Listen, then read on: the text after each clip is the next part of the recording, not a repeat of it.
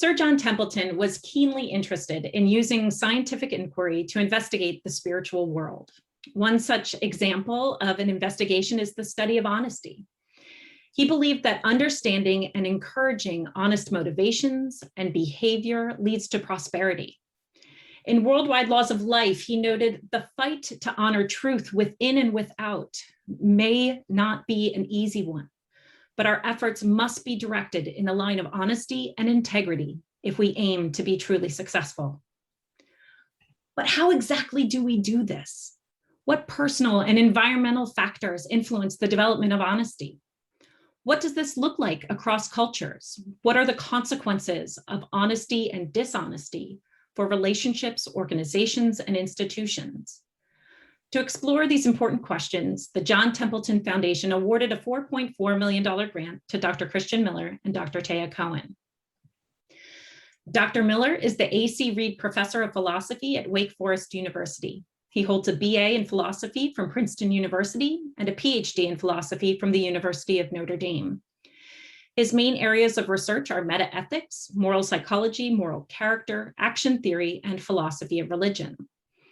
In addition to his current grant on honesty, Dr. Miller has led two other large-scale research projects funded by the Templeton Philanthropies, including the Beacon Project and the Character Project. His latest academic book, Honesty, the Philosophy and Psychology of a Neglected Virtue, was just published by Oxford University Press. You may also be interested in reading his popular press book called The Character Gap, which is available on Amazon. Dr. Cohen is a tenured associate professor of organizational behavior and theory at Carnegie Mellon University's Tepper School of Business and is currently serving as president of the International Association for Conflict Management. She conducts research on honesty, moral behavior, negotiation, and conflict, and is known in particular for her research on moral character in the workplace. She is the author of more than 50 publications and has received international media attention with coverage from the New York Times, Wall Street Journal, and BBC News Magazine, among other outlets. So without further ado, I will turn the discussion over to Dr. Miller. Thank you so much for a very kind introduction. Thank you for inviting us to be a part of this discussion. We're really looking forward to the question and answer period in particular. And of course, thank you for the very generous support of our project, which is now in its second year, and we're just thrilled and honored to be able to do this work on honesty. I'm going to share my screen. I've got a PowerPoint here that I think will help us go through some of the topics. So I'll get that up and running, and here we go. So the Honesty Project. I thought to begin just this question, well, why study honesty? Maybe it's obvious, but here are a few reasons which really compelled us to embark on this project. After all, the virtue of honesty has broad appeal and interest. I think that's fair to say. That's a really important reason to start with. We're inspired by exemplars of honesty, like Abraham Lincoln in this picture. By acting honestly, we show respect for others and demonstrate that we value their autonomy. Honesty promotes trust and credibility and prevents harm. I think we can all agree with that. And it also fosters healthy relationships and strengthens organizations and societies. So I think it's fair to say across disciplines, there's little controversy that honesty is a virtue. It's intrinsically good. It is important to cultivate in society in general, and it should be part of a good moral education. So that's one really important reason, but there are more. At the same time, it's being so important, it's also seriously neglected in academic research in many, many fields. Just speaking from my own discipline of philosophy, when I look around the landscape in the terms of books and articles and edited volumes, I don't see much of anything at all. In the last 50 years, there's maybe one book, arguably one book that's been written on honesty.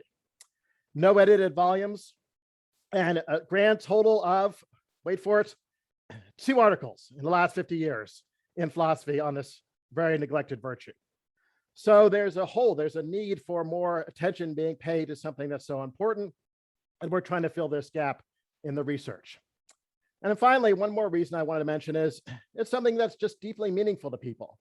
This virtue matters, people care about it, it has personal significance, and when it's not there, when it's missing, it garners lots of attention.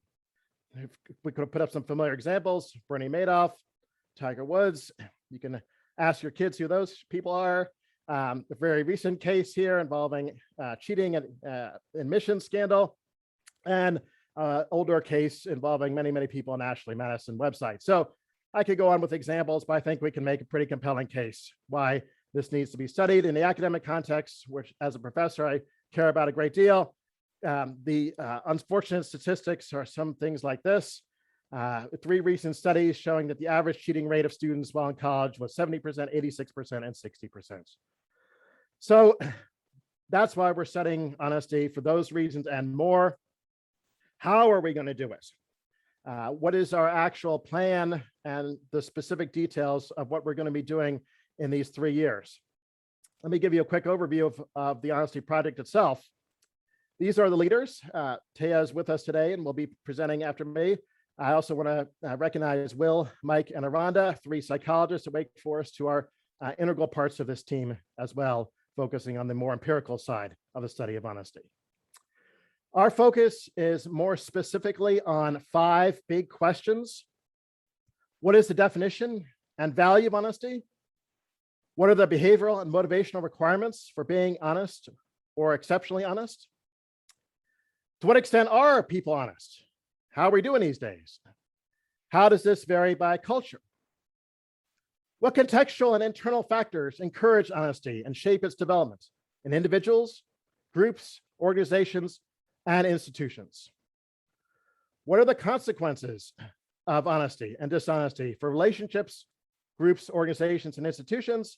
And finally, under what conditions is dishonesty justified, if any? So is it always going to be wrong, or are there some cases in which it's justified to be dishonest? What factors lead people to be receptive to or offended by honesty? Getting a little bit into the nuts and bolts of the project, one of our big pieces in the Honesty Project is 2 RFP competitions, requests for proposals, where we want to fund academics to do more work on this neglected virtue. So we've already done this competition. We've organized 2 major international funding competitions on the philosophy of honesty and the science of honesty, with 1.8 million in funding awarded. We really wanted to emphasize junior scholars here. We didn't say that was a requirement, but we wanted to give some preference to junior scholars. Philosophers, the idea was that they would write articles or a book over the course of a year, whereas empirical projects would carry out a series of studies for 2 years. That's not all we're doing, though. At our own home institutions, Wake Forest University and Carnegie Mellon, we have a series of activities planned as well. We will lead a summer seminar for junior scholars who don't know much about this research to get them trained and up to speed to the point where they can start contributing to new discoveries on honesty. We'll be doing lots of, and we already have been doing lots of philosophy research, as well as empirical research. And we'll come back to that and say more about that in a few minutes. So where are we now? Just to clarify the timeline here, the Honesty Project has already begun. We're actually in year 2.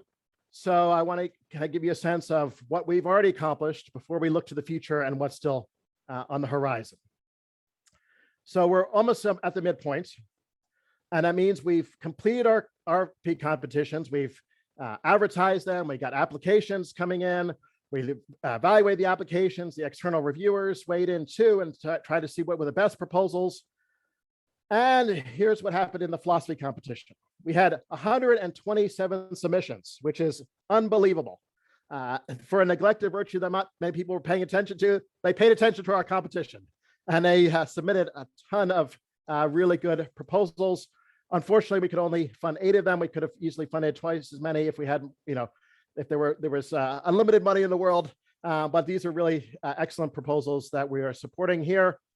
And when it comes to the science of honesty, 169 submissions for the empirical competition. Again, just amazing turnout, amazing response, and 8 proposals were funded here as well. I'm not going to go through all the proposals, but I thought I would just highlight one of each to give you a sense of the research that is now ongoing. So these awards were made over the summer and the research has begun, and we'll be interested to see what comes of it in the results that are discovered. But one highlight of a philosophy project and a highlight of an empirical project. So this is a philosophy project done by Rebecca Brown, who works at Oxford, and it's honesty in public health communication. So very, very timely project. She's going to be addressing issues about diet, about cancer, but also, of course, about vaccination. And we'll have a lot to say in our research about COVID communication. This project will consider the degree to which public health institutions and the communications they make should be considered honest or not. The extent to which sometimes they are flat out lying or misleading or deceiving the public. And it will also examine potential defenses of the use of deceptive and manipulative messaging by public health institutions. Is dishonesty ever justified in this context, or is it always morally wrong? So very, very timely, applicable project, and we're excited about that one for sure. Highlighting also an empirical project as well. This is by the psychologist Bonnie Lee at the University of Rochester. When seeing is believing, cultivating well-being and change through honest connection. And a summary of her project, she wrote, the proposed 4-part study will examine whether the honest connections between romantic partners predicts greater well-being, positive emotions, and partner change in real-time social interactions, in daily life, and over a 3-month period. So another really important, timely, interesting, and exciting project, and we can't wait to see the results of that as well. Okay, just a few minutes by way of conclusion here on my end to highlight some of the work we've been doing here at Wake Forest in philosophy. And then Taya, I'll be turning it over to Taya, and she'll be highlighting some of the more empirical work that our teams have been doing. So on the philosophy side of things, we've been putting out quite a number of articles already. We've also already published an edited volume called Integrity, Honesty, and Truth Seeking. We've been engaged in some public scholarship too, some public philosophy, a series of articles in Forbes looking at different issues surrounding honesty, as well as 2 pieces that have come out in the last year in the New York Times, one on honesty in the classroom and one on honesty in social media. And that got a fair amount of attention and generated some controversy, which is, not the end of the world. And then just recently, this book came out by someone named Miller, I guess that's me, with giraffes on the cover. You can kind of get the theme here. There's giraffes on the cover, there's giraffes behind me. But the book doesn't have anything to do with giraffes. It has to do with honesty. And it's my academic kind of overview of both the philosophy and the psychology of honesty, giving my own view, my account of what the virtue of honesty is, what it looks like, and how we're actually doing today when it comes to this virtue. Okay. To not just make this a list of activities and outputs, I can't resist doing some philosophy. So I'm going to share some ideas, if that's okay. And I welcome responses and criticisms, and you can tell me where I've gone right and where I've gone wrong. So really quick, this is just scratching the surface, some philosophical ideas that have emerged in my own thinking about honesty and that are developed in that book with the giraffes on the cover. So I'm thinking of honesty as a virtue. It can also be a behavior, it can be a state of mind, but I'm focusing specifically on honesty as a virtue, as Templeton has always thought about these virtues and put them centrally in their thinking about character as virtues. So I'm thinking of it as a psychological disposition of our thinking, of our minds, which is cross-situationally consistent. So it leads to honest behavior in the courtroom, in the classroom, in the office, at home, and elsewhere, across a wide variety of situations. It's stable over time. So you don't get to count as an honest person just because you're honest on one day or 1 week. You have to have a consistent pattern of honesty over time as well, stable. It's got to be an excellence of character, so it's intrinsically good. It has a cognitive component. There's a thought component to the virtue of honesty. There's also an emotional and motivational component to the virtue of honesty. So it's a multifaceted, complex, nuanced virtue. And that cognitive component and affective component generates behavior.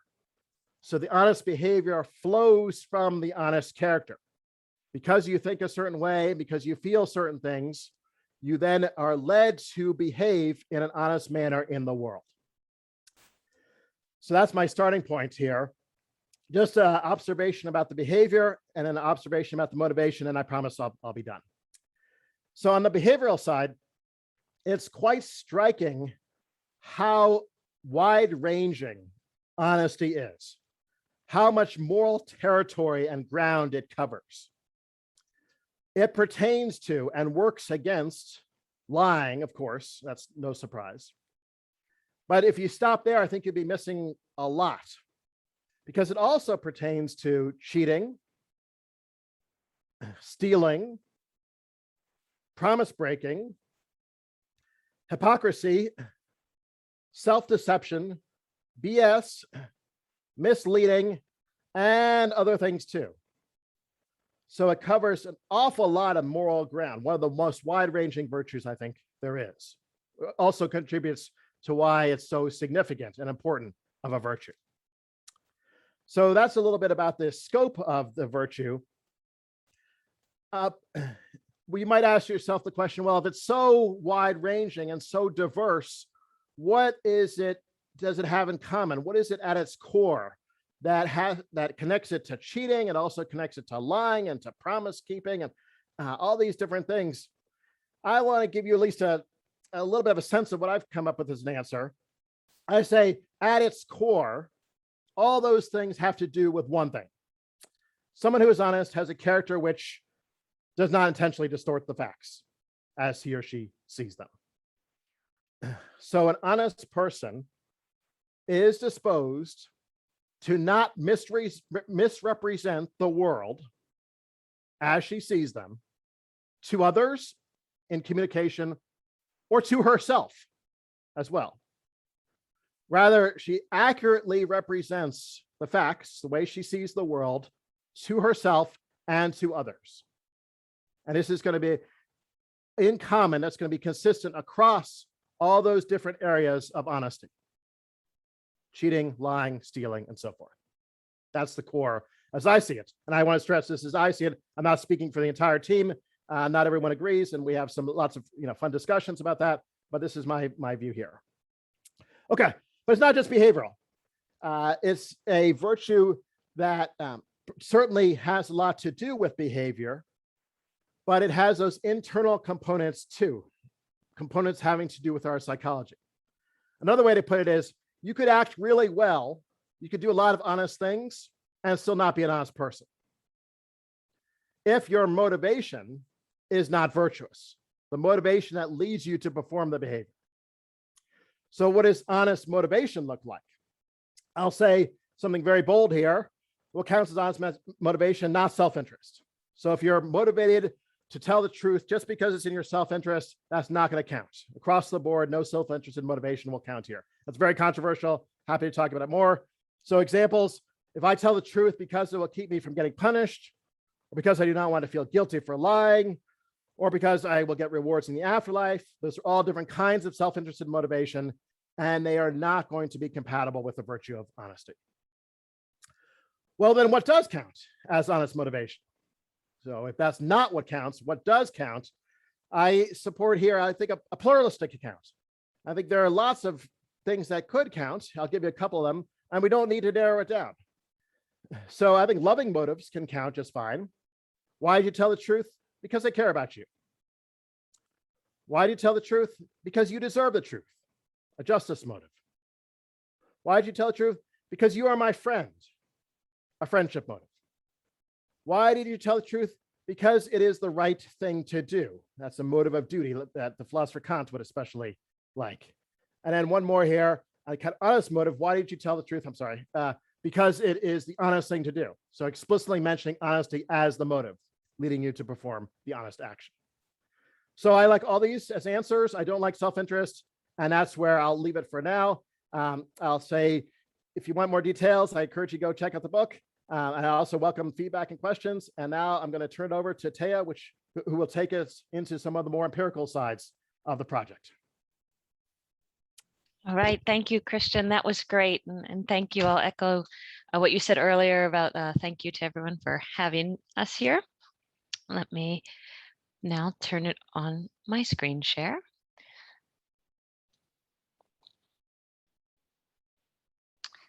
All right. And off we go. So picking up where Christian led off, or first I should say, I'm Taya Cohen from Carnegie Mellon University. And it's been wonderful working on this project, learning from Christian and the other members of the team, and thinking more deeply about honesty. Adding to what Christian said about why I find it interesting to study honesty, especially in the workplace, right? I'm a professor in a business school, so I think often about organizations, the work where we spend most of our lives. Most of us are faced in our lives and often in the workplace with this tension between the allure of honesty or allure of dishonesty versus potential psychological, relational, reputational costs of dishonesty. And while I agree with Christian that honesty hasn't been studied, and that's true in the social science as well, we've seen a lot of research on dishonesty, lying.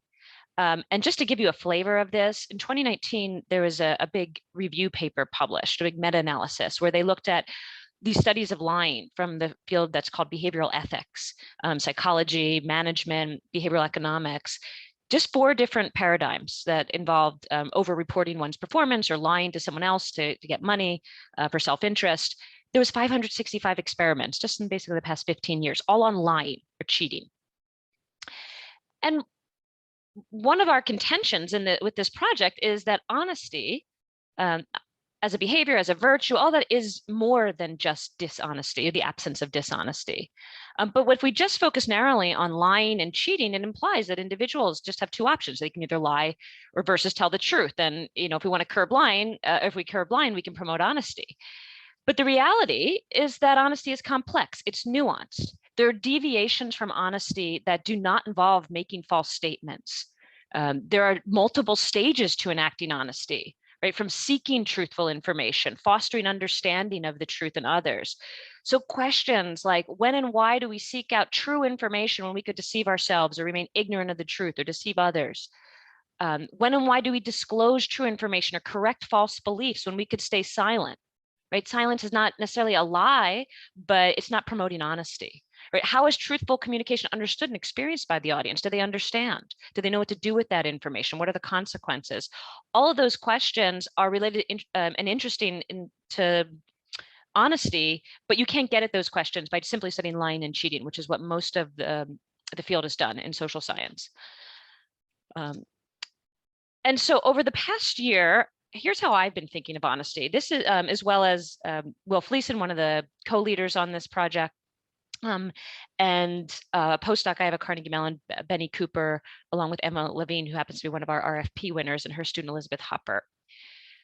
We've been thinking of honesty as more than belief speaking, right? If you think of most of the work on lying, it's, the person is not communicating what they believe to be true. And now I've come to think of this as belief speaking, right? But honesty also involves what we call truth seeking. Does the person seek out truthful information, update their beliefs based on it? And then there's this element of fostering understanding. Does the person attempt to foster true beliefs in the audience?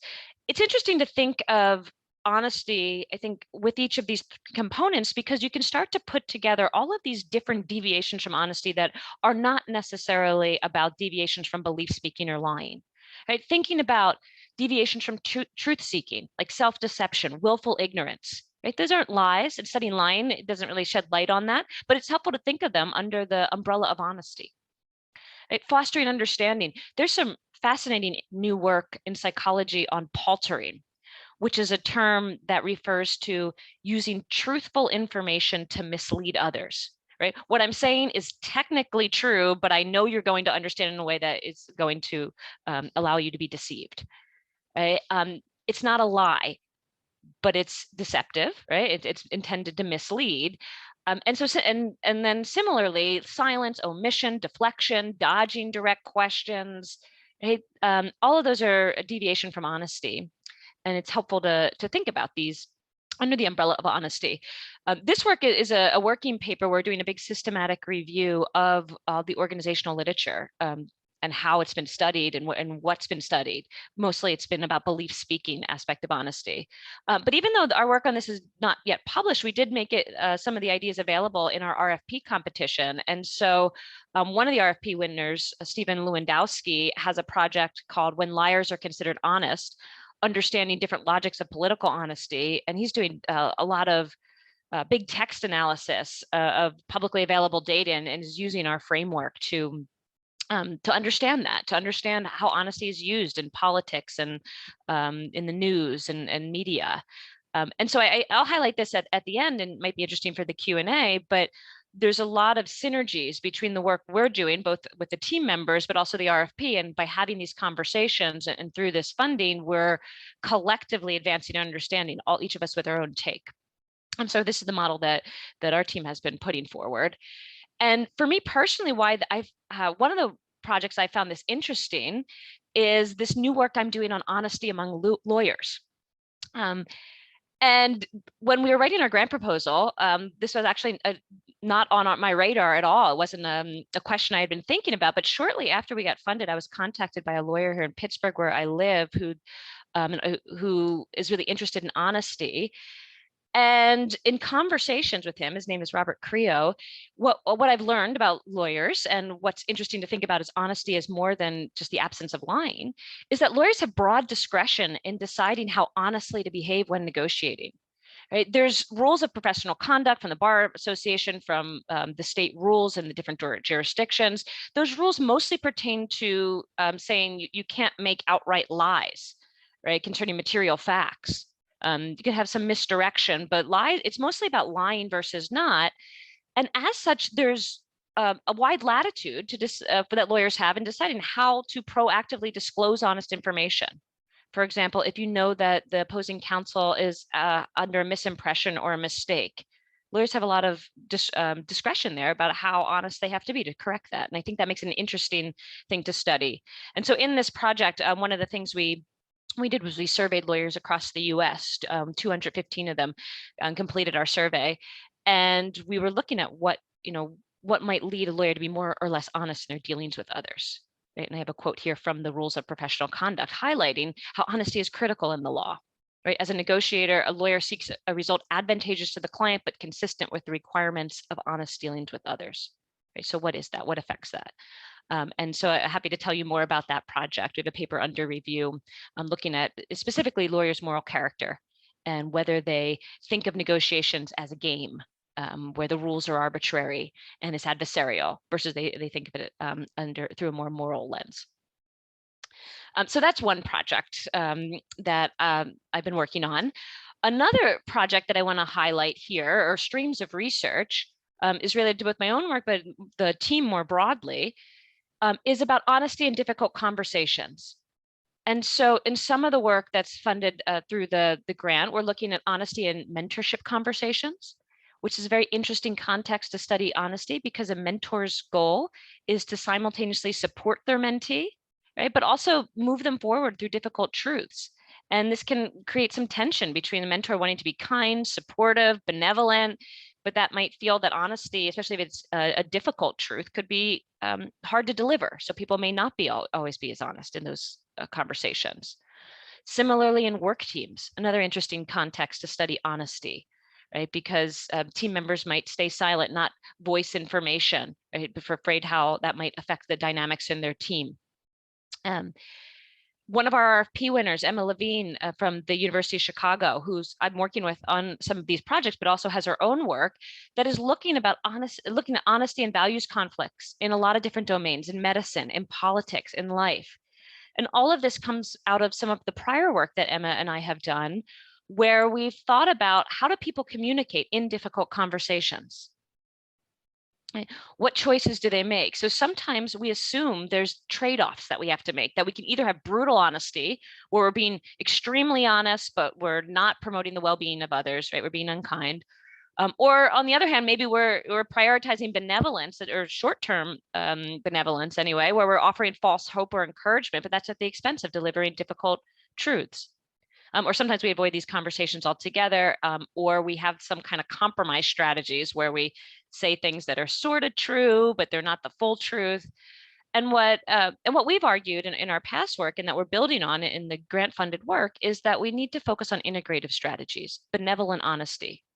Right? When honesty provides useful long-term information, how can it be communicated in a way that is truthful, right? That the target of the communication understands it, but is also in a way that promotes their well-being. And so that's through these various projects that we're doing, and others, we're trying to understand the communication dynamics and how we can ultimately develop interventions so we can have people be more honest. So in preparing this talk, we were posed 3 questions, and I'll just present them here and tell you a little bit of my thoughts on them. And this can again lead us into some of the Q&A. So what do we know about honesty today? Christian's highlighted some, I've highlighted a little bit in the beginning, but basically we know a lot about lying. At least that's what's been studied. There's still questions, of course, about lying, but most of what has been studied in psychology, in management, in behavioral economics is what affects people's choice to lie versus not in a financial decision-making task, usually one-off. And there's some findings we can talk about there, but what we don't understand much about is all these complexities of honesty, right? About some of the themes that I raised in the slides I presented a few moments ago. And so what are we going to do to understand the complexities of its honesty? Christian highlighted the different RFP and the different projects. I taught a PhD seminar at Carnegie Mellon last year on honesty in organizations, which was fascinating to do a deep dive with doctoral students here and really focus for a term on just understanding honesty. And of course, we're all doing our own research. What I think is fascinating about the funding from John Templeton Foundation, both in this grant and prior projects that I've been part of, such as the Character Project and the Moral Beacon Project, is it's a multi-pronged approach where we have our own individual research, but there's also these broader things that are happening, broader activities that are happening by funding other people, by having conferences. We're having virtual seminars in the interim. We hope to get together in person, by teaching courses with philosophy and psychology, people from management, political science, right? There's lots of connections we're making. And so we can't sort of answer in an easy way of how are we seeking to understand the virtue, but we're doing lots of different things, which I think is exciting. And then in terms of impact, what impact do we hope to have through this work? I think this grant is changing the careers, both for me and our team, but of all the people we're funding. But more broadly, we're changing the field and we're changing society's conversations. So I think this grant is changing and expanding the conversation on honesty among researchers and among journalists. And I think there's things that flow from there. And so rather than sort of understanding sort of what makes people lie or not, we're starting to talk about honesty more broadly. Christian's mentioned some of the articles he's written for Forbes magazine. There's another journalist named Judy Kettler who's written a popular press book on honesty, who's been following our work and writing about it for the New York Times and elsewhere.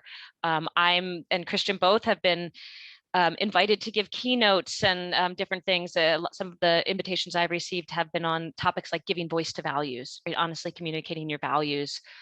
And so there's been this focus on ethical leadership through honesty and what is honesty, understanding it, how do we promote and cultivate it? And I think this grant has certainly contributed to that and spurring more work in this area. So with that, I will end here with the final slide saying to fully encourage honesty, we need to do more than encourage people not to lie. We need to encourage people to also seek out truthful information, update their beliefs based on that information, attempt to foster true beliefs in others. Honesty is not just about the things not doing something, not lying, right? But what are the other activities that are involved with cultivating this virtue of honesty, and how do we do that for ourselves and for others? Thank you. I'll turn off my slide sharing and turn it back over to Sarah, who will guide us through the Q&A. Great. Thank you both so much. We are going to end the recording now.